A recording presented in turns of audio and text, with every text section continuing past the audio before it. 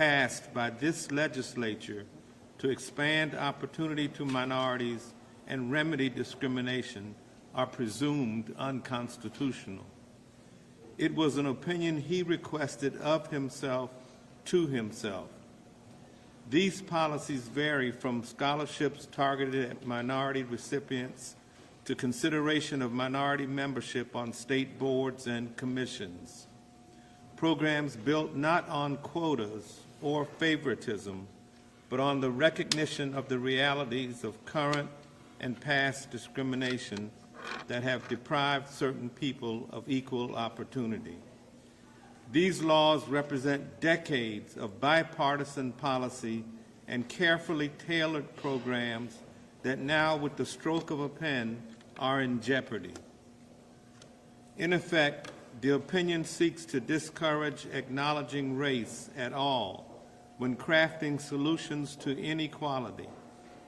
For many of us, this feels not like a neutral legal interpretation, but more like an attack on the idea that history matters, that policy can be a tool to correct past and ongoing harm.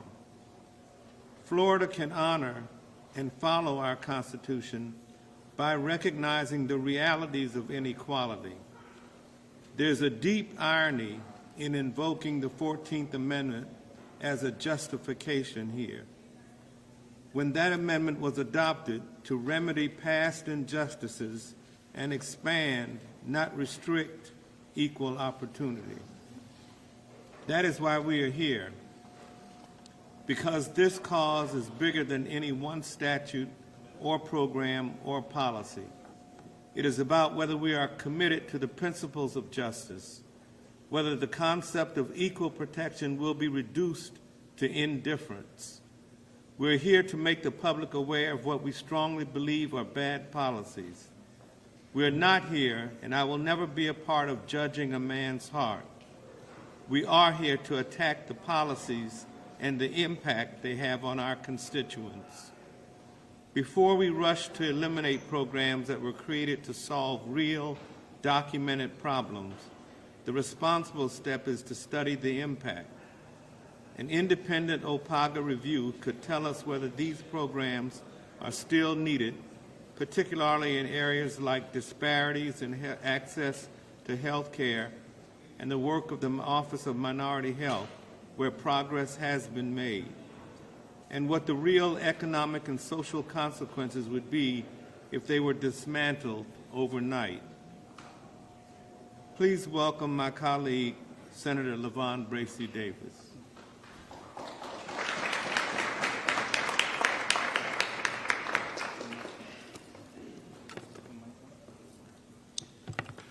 Good afternoon.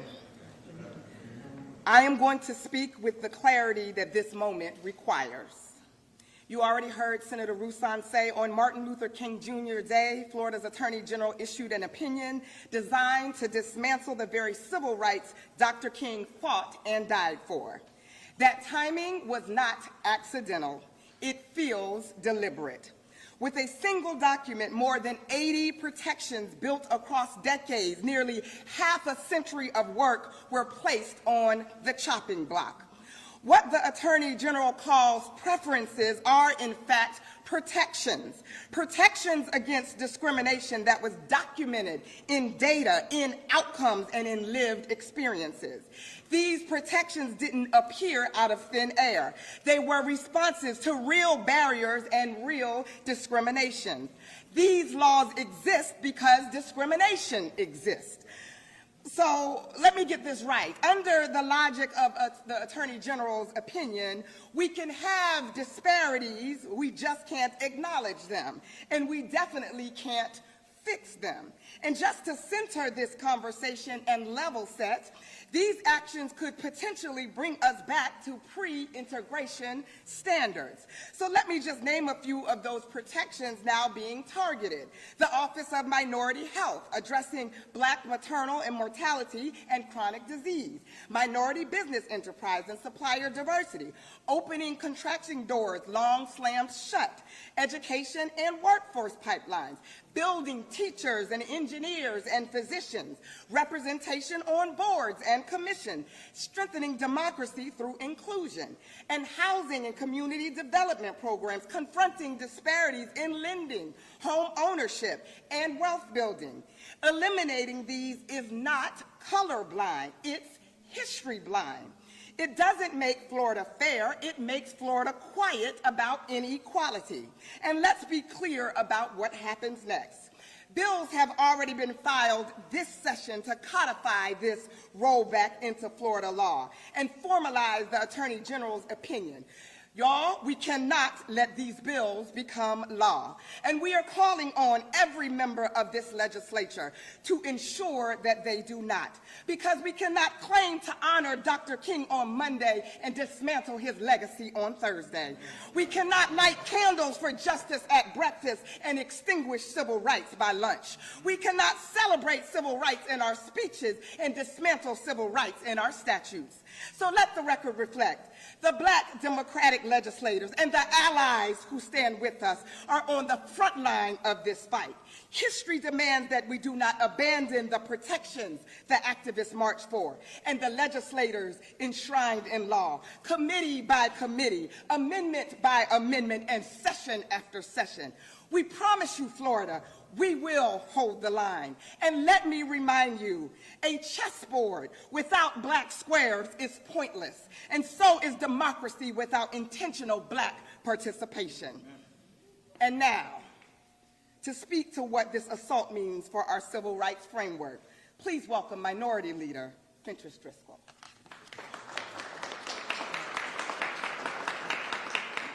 Thank you. Had we been in church, I think we would just pass the collection plate, Senator Bracy Davis. So as was mentioned, I'm Fentrice Driscoll. I have the honor of serving as the Democratic leader of the Florida House of Representatives. So the Attorney General is recasting race-conscious protections as unconstitutional discrimination. He's ignoring the difference between remedying harm and creating advantage. Neutrality is not fairness when the systems themselves are unequal. This is in fact why we have needed civil rights legislation at the federal and state level over time. Now, I know he doesn't understand this, and I know he doesn't have our lived experience, but I wish he would listen when we explain the reality of our lives and what people go through in our communities. Civil rights laws are protections against discrimination, not preferences. This is about leveling the playing fields, making sure that Floridians who look like us and the Floridians who look like General Uthmeier have the same opportunities to succeed. Discrimination is often structural, not explicit. It isn't always a mob of Klansmen. It can be bias in housing, in business. It can be in healthcare. It could be folks who are denied opportunities over and over again. Equal protection has never meant ignoring unequal conditions. Removing laws that prevent discrimination does not eliminate bias, it simply eliminates accountability. To put it plainly, these laws exist because discrimination exists. We wish it didn't, but that's the truth. The Constitution does not require us to abandon people who have been historically excluded. It allows us to protect them. This reminds me of a quote by the late Supreme Court Justice Ruth Bader Ginsburg, who said, "Throwing out preclearance when it has worked and is continuing to work to stop discriminatory changes is like throwing away an umbrella in a rainstorm because you are not getting wet." With that, let me introduce House Democratic Whip Marie Woodson.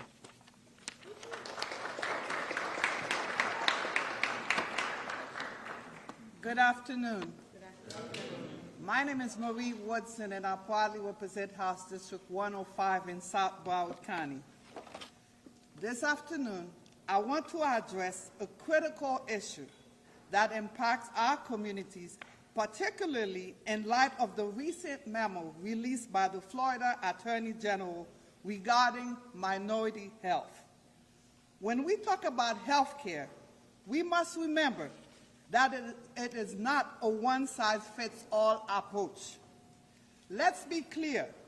Health disparities are documented realities, not mere political opinions. The statistics tell a stark story. Black Floridians face significantly higher maternal mortality rates. In fact, minority communities consistently experience worse health outcomes across major indicators. This is not just a statistic. It's a matter of life and death. The actions taken by the Attorney General's office targeting minority health officers and undermining essential programs that address maternal mortality and chronic disease. They are deeply concerning to all of us. These are not just procedural hurdles. They are decisions that directly impact our ability to access vital healthcare services. By treating targeted health interventions as unconstitutional, we risk dismantling the very programs designed to save lives. The implications of this decision extend far beyond policy debates. For many in our communities, these programs are a lifeline. They address specific needs that arise from systemic inequities. Ignoring race in healthcare does not create fairness. It makes healthcare dangerous. Let's be straightforward. Healthcare equity programs are not about identity. They are about outcomes. Eliminating this program puts lives at risk. It's essential that we advocate for tailored healthcare solutions that recognize and respond to the unique challenges faced by our diverse communities. This is not just about providing care. It's about ensuring that every individual has the opportunity for a healthy life regardless of their background. In closing, I urge you to consider the implications of these policies. We must stand together to ensure that our healthcare system is equitable and responsive to the actual needs of our diverse communities. After all, healthcare is not a privilege, and we cannot afford to let anyone fall through the cracks. Thank you. At this time, I would like to introduce Representative Hart from District 63. Good afternoon. I'm State Representative Diane Hart-Lohman, proudly representing House District 63 out of Tampa. As a Black woman and a business owner for over 37 years, I'm disappointed but not surprised with this legislation. Beyond the blatant misuse of the word discrimination, this displays a pattern of choosing to pretend our differences don't matter. I've seen the benefit of diversity in the workforce, and the moment that we, as a society founded on principles of inclusion and distinctiveness, decide to abandon that, we are in trouble. It is unfortunate that the AG thought it appropriate to release such a despairing statement on the day we gather in remembrance and celebration of Dr. Martin Luther King. Now, more than ever, we're seeing the harmful impacts of decisions like these on Black people. We should all aim to create an equitable state that acknowledges the differences of our citizens and protect individual rights. Choosing not to address the history and advantages will only further perpetuate the disparities among race, religion, and gender. AG, your opening statement is that racial discrimination is wrong. It is also unconstitutional. However, withdrawing these rights won't stop discrimination, but rather stop businesses from being held accountable for not addressing the gap in opportunities. There's a false narrative. Efforts are handouts to Black people.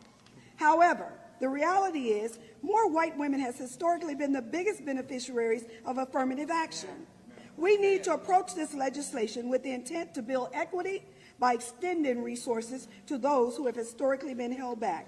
Withdrawing funding from programs like the Black History Loan Fund, the Urban Redevelopment Program undermines the progress we've made in this state to bridge the social and economic gap. The moment we have divisive rhetoric, the cornerstone of our businesses and community, is the moment we will see complete economic depression. It is up to us to advocate for rights and legitimacy of small Black business owners whose primary goal is to make better future for their families and future generations for our state. Now, in closing, Mr. Attorney General, I must ask, what is this really about? Supporting a fair and just workforce economy, or merely a stunt to aid your political campaign? Now I introduce for the school, Representative Wallace Aristide, District 107.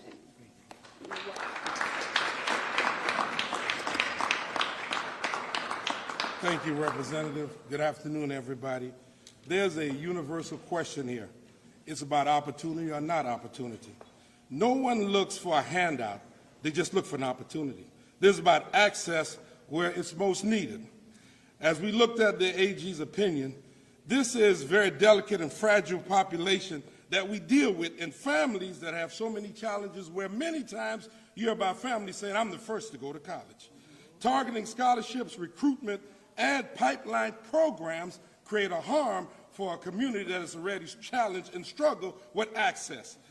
Farming access, expanding tools to unconstitutional preferences, undermining workforce development equity. That is a challenge.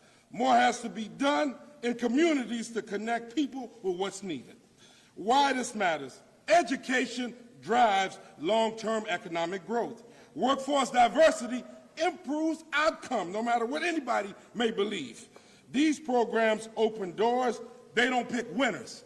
We have young people that are not looking for somebody to give them anything. They're just looking for a chance to be able to impact, improve, and do something for themselves and their family. We already have children that are challenged. We know there's a cultural sensitivity. So just put it in plain language. If we don't allow these students to be able to learn, and we don't open the doors for access, we create more problems.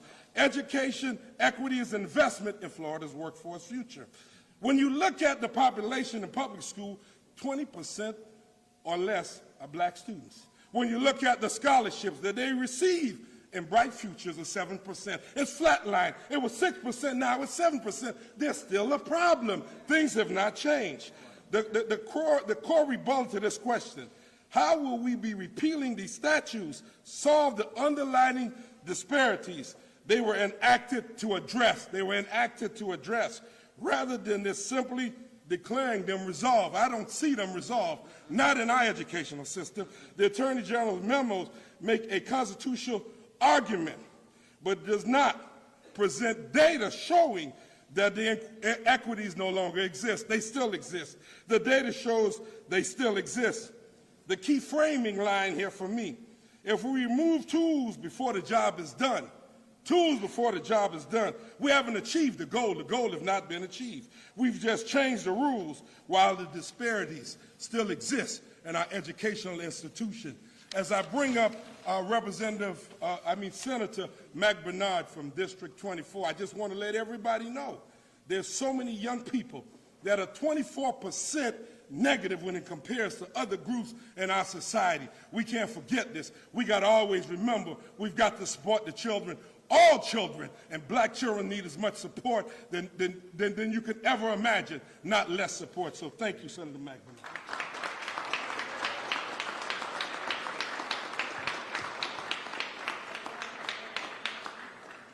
My name is Mac Bernard, State Senator for District 24 in Palm Beach County. Democracy does not survive on exclusion. It thrives when the institutions that govern us reflect the people they serve. History has made this unmistakably clear.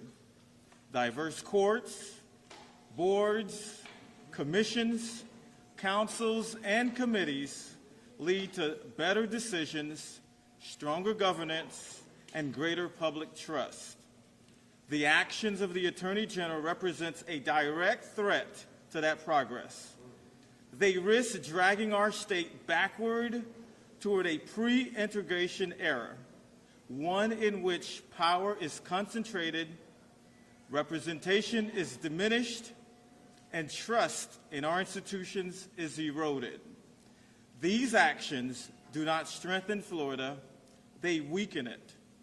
Under this approach, the current governor or any future governor would be free to appoint entirely homogeneous bodies to positions of immense authority, unchecked by the safeguards that have guided this state for decades. This is not reform. It is a deliberate dismantling of best practices in pursuit of political power. And it should alarm every Floridian, regardless of party affiliation. When our institutions reflect the people of Florida, democracy is strengthened. When one official seeks to erase those safeguards to prove a political point, our democracy is put at risk. Our institutions are set up to fail, and Floridians pay the price. Now, before I bring Senator Davis, Leader Pro Temp, what I want to let us know is that I believe that this governor should remove the Attorney General because he is not following the laws that this legislature has passed. So I am calling on the governor to remove him because he is not following the laws of this state as he has removed other people. Thank you.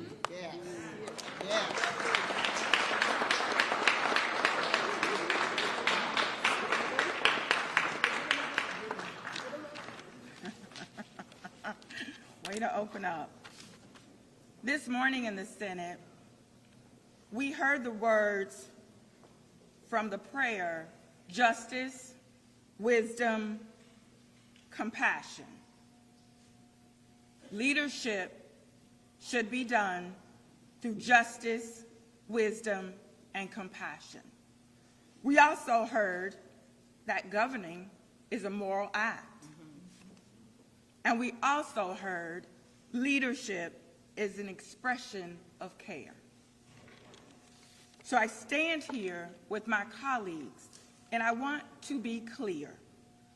This is not about the government working for Floridians. Today, I'm standing here with my colleagues to acknowledge the discriminatory attacks that are being hidden by so-called governance. That's what's happening. The Attorney General's opinion, as you've heard it from over and over from each of my colleagues, may sound good on paper, but it leaves agencies unsure of how to serve the people of this state. Schools will not know if tutoring and mentoring programs for their students who need extra support can continue. Hospitals and clinics will not know if programs addressing maternal health or chronic illnesses will continue, helping the communities that need it, like access to state contracts. Small businesses will not know if the support they rely on, like access to state contracts, grants, workforce training, will even survive. With every administration, we understand rules will change. But for whatever reason, these rules, these protections are changing, and they're resulting in a negative impact, and it's already been said, on people of color. And I'll be even more specific, Black people.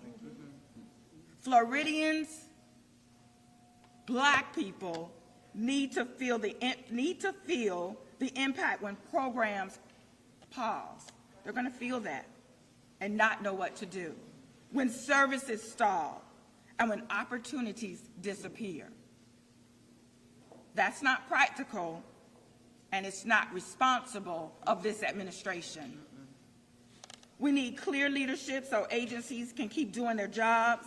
We need hearings that focus on real impact on healthcare, education, workforce development, and economic growth. And most importantly, We need leadership that puts Floridians, what do we always say, you all? First. Students, families, workers, and communities across every corner of this state. Government should make life better, not harder. Floridians deserve laws, policies, and you've already heard it, opportunities that work in real life, not just on paper like this is doing. That's what we are here today to acknowledge, and that's what my colleagues and I are here today to fight for, Floridians. So now at this point, I will introduce Representative Rashawn Young from District 40.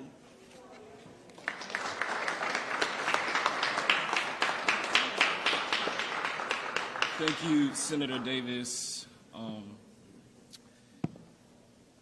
The spirit of Dr. Martin Luther King Jr. reminds us of his words that a threat to justice anywhere is a threat to justice everywhere. That's it. Not some places, not convenient places, but everywhere. And that is why what is happening right now matters. Because as you have heard on MLK Day from my colleagues, the Attorney General found some boldness to share a memo that was not requested or asked for by anyone except himself. And now we know that he talks to himself, and not only does he talk to himself, but he responds to himself.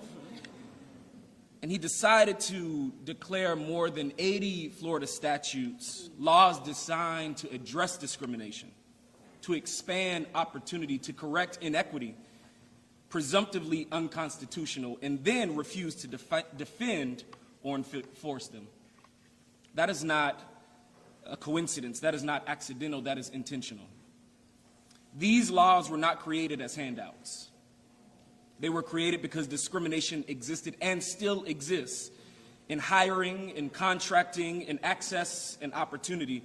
They exist because talent is everywhere, but opportunity is not. And Florida has a responsibility, a duty of care, if you will, to protect its people from harm, including economic harm and including the harm of being locked out or left out or sidelined from opportunity by systems that were never neutral from the beginning. And so I say to all of us today, the audacity of us as elected officials to expect an Attorney General appointed by his friend to operate under the same moral and ethical obligations we are bound to.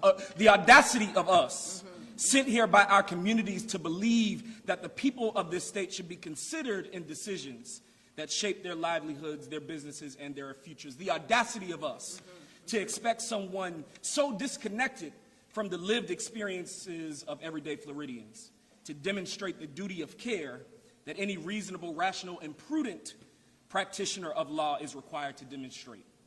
The audacity of us entrusted with public power to insist that decisions made in the name of the law be transparent, accountable, and rooted in something greater than personal ideology or political talking points.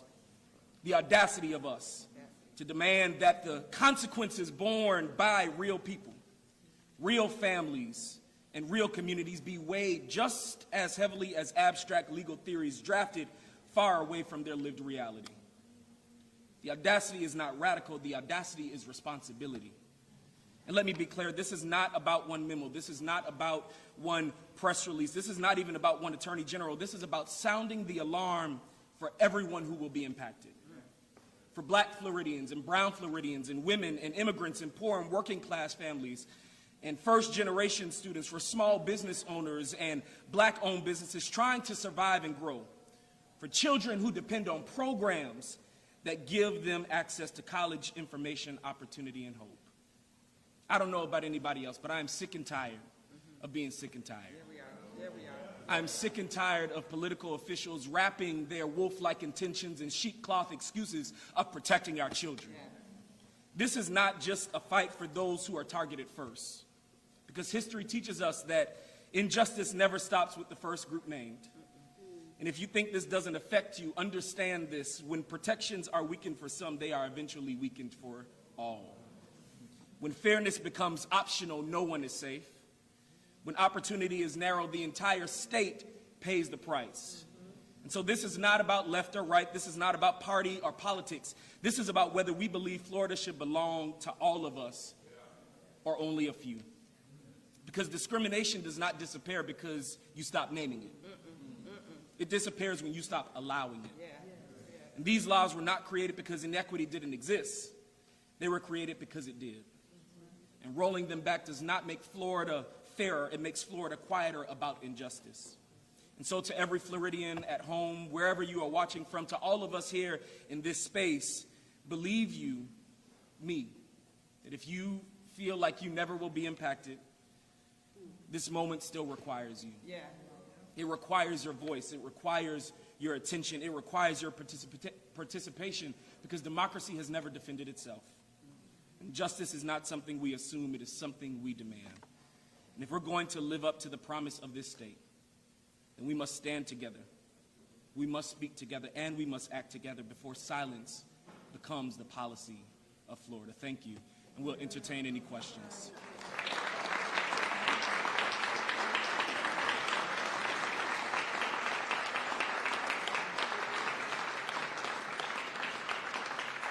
In closing, you might be asking, what is the Legislative Black Caucus going to do if they do not accede to our requests?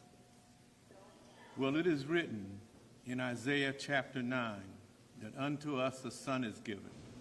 His name is Wonderful, Almighty God, King of Kings, Prince of Peace, Counselor. And upon his shoulders rests governments.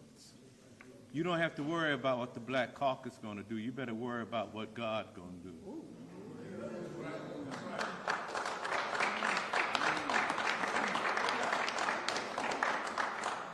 We'll take any questions briefly.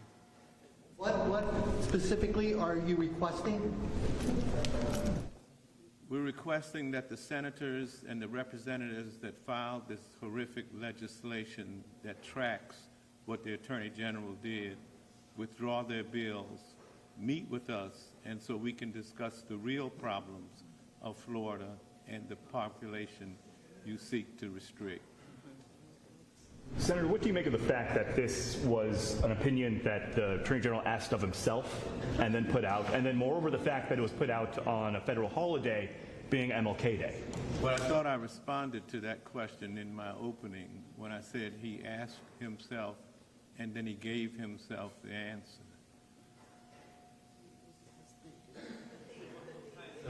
What kinds of lawsuits potentially would you anticipate if the laws on the books now are not followed by state agencies and whatnot down the line? Well, we would expect the Attorney General to do his job, to defend statutes and policy of law that has been codified and was worked on in a bipartisan fashion to be included in the statute books. In response to what Senator Bernard said, we could kind of go back to that real quick. If we recall, Andrew Warren was removed from office in part by him issuing a statement saying he would not enforce laws related to gender identity or abortion, and he declared them unconstitutional. So I just wanted to get your thoughts on a little bit more, expand a little bit on that thought process about what do you think about the Attorney General saying, I'm not going to enforce or defend laws? I've been a lawyer for over 23 years in this state of Florida, and that as a lawyer you're supposed to follow the laws, and the laws that were passed by this legislative body, the House and the Senate, are the laws of this state. And if the Attorney General does not want to follow the laws that we've passed, I'm declaring that I think that the governor should remove him today, because he needs to be removed.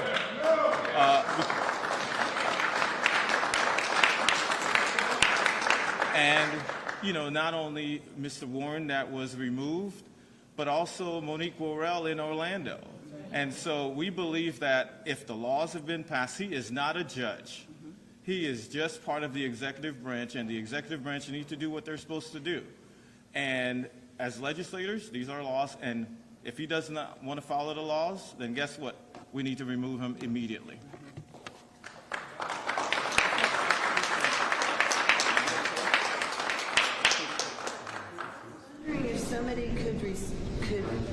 question is, this targeting of these laws appears to be part of a larger strategy to do away with the protections for black people and brown people with voting rights.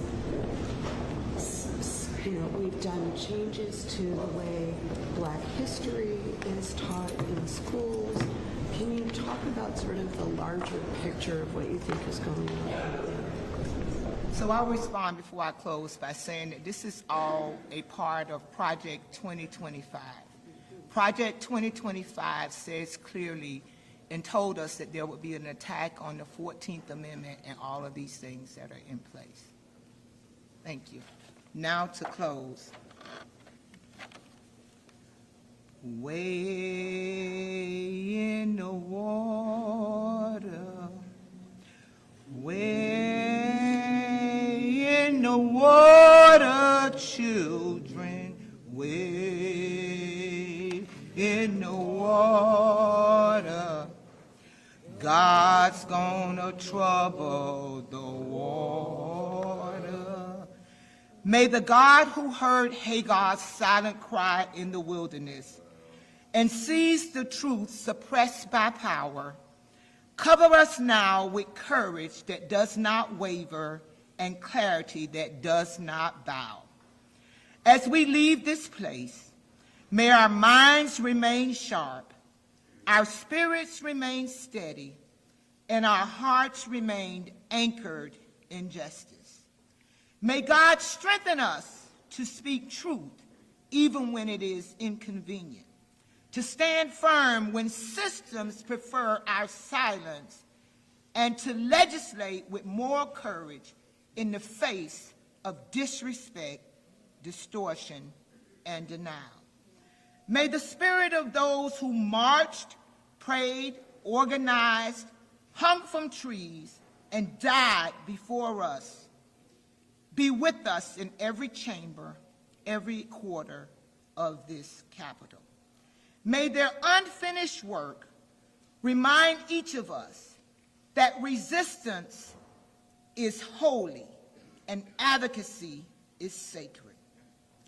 May God bless us as we go forth, knowing that we are not alone, knowing that God's wrath is revealed from heaven against all ungodliness and unrighteousness of men who suppress the truth in unrighteousness.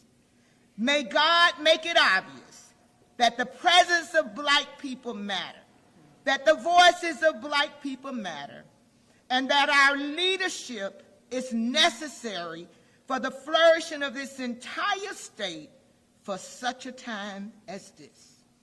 And may justice roll down like water and righteousness like an ever-flowing stream to every community, every neighborhood, every house,